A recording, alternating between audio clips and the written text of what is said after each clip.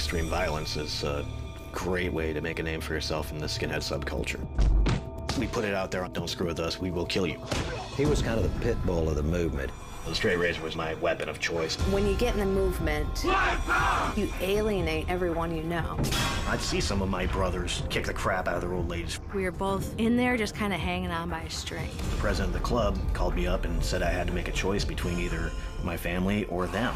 And you get a scar on your face and head? I was a little intimidated by both of them. The coming off is frequently more painful than the going on. Ron, is it getting any better? No, it hurts like hell. It's all part of the process. Don't like to see him in pain, but everything has a price.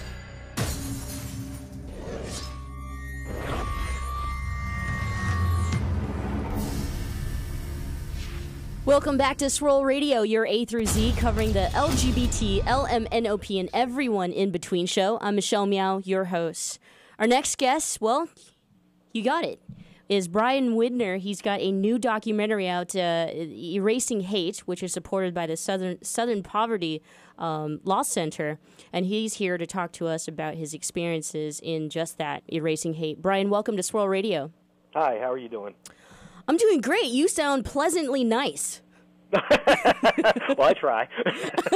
Well, just judging by, the tattoos on your face, and being a former KKK member, I have never been this close to someone who has been a part of the KKK organization. How'd you get involved with that, and, what was your upbringing like? Well, my upbringing, it wasn't the worst in the world, but it wasn't all lollipops and sunshine either. And for the record, I was actually never part of the Ku Klux Klan. Oh. Never once was a member. I'm sorry. That's just something that we had read. It's quite all right. Yeah. I actually met my wife Julie at a KKK rally, so it's easy to misconstrue. But that's Google for you and gossip. Oh yeah. Us Weekly. Yeah. Well, okay, whew, all right. Now on to then the tattoos, though. The tattoos had symbols of hate and racism, so maybe if you weren't involved with the KKK, what were your beliefs about people other than white people, I guess?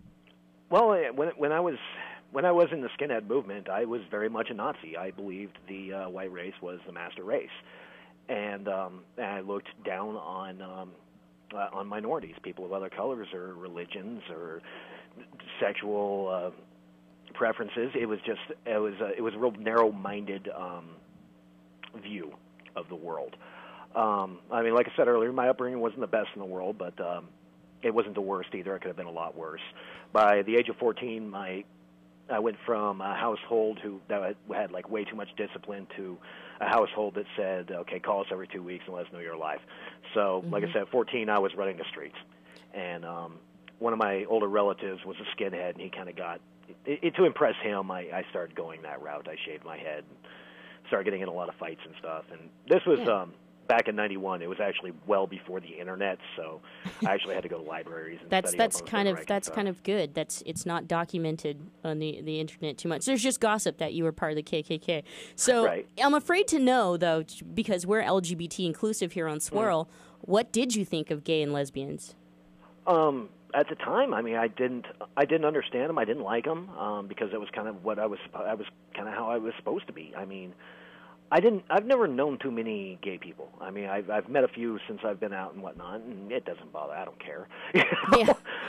Not that big of a deal after all. No, not at all. I don't care what anybody does in their home. But when I was in it, it was almost mandatory to hate them. So, it's real easy to hate somebody that you have never had any kind of correlation with in any way. You know what I'm saying? Absolutely, absolutely. So it really was, your wife and your kids that changed the way that you thought. I think that was what it was, and then you wanted to get out of it, right? Well, the wife and kids were actually definitely a process of getting out of it. By the time I met my wife, I'd already been in for about 15 years. After about the 10-year mark, I was pretty well done with all the politics. I didn't care anymore. I was a drunk. I was a thug. And the only outlook I really had in life was either prison or an early grave. So I was just in a really dark place. And when I met Julie, she was kind of on the same level as I was as far as just the politics of everything. There's a lot of hypocrisy that goes on in the white power movement. So we were both kind of on the same page, just being tired of it, just being done, you know. And after once we got married, the gang I was in actually gave me an ultimatum about I had to choose my family or them. So I chose my family. Good choice. Good choice. We like you more and more.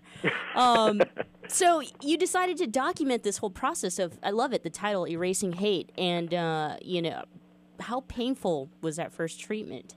It hurt. Yeah. I mean, think of a, that's the best way to put that. Think of a razor blade on a rubber band lit on fire, smacking your skin about 1,000 times. And that's right around I think that would be about the way it felt. That sounds about right. It hurt really bad. Yeah, it was and pretty, so pretty miserable.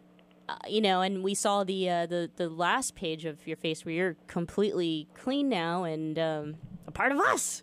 Yeah, I'm back. I'm back in the normal world. I have a full head of hair and everything. How long did it take? Like a year, 2, or? About a year and a half. There was almost 25 treatments. And your kids, they saw the transformation? Oh yeah, they watched the whole thing. And my youngest son was too. He's 5 now. He's too young to remember it. But my youngest daughter, she's 10 now, and she remembers the whole thing. And my middle daughter and oldest daughter, all the older kids obviously remember it, but the youngest, he doesn't. Yeah, he doesn't know. Bryan, one last question for you before we let you go. What do you stand for now? I stand for my family, to be completely honest. I stand for being a father. I stand for not blindly hating people because you don't understand things. I stand for knowledge. I mean, I stand for a lot of things. I stand because my legs let me. Yes, absolutely. You stand because this is what Americans do. Hey, Bryan, thank you so much for joining us here at Swirl Radio. For those who want to join us in Erasing Hate and watching the documentary, it's being screened at the United Film Festival in San Francisco this Sunday, September 2nd at 7 o'clock, the Roxy Theater. And for more information, we'll have that up at swirlradio.com, or you can go to erasinghatethemovie.com. Bryan, thanks again for joining us here at Swirl. Hey, no problem. Thank you for having me.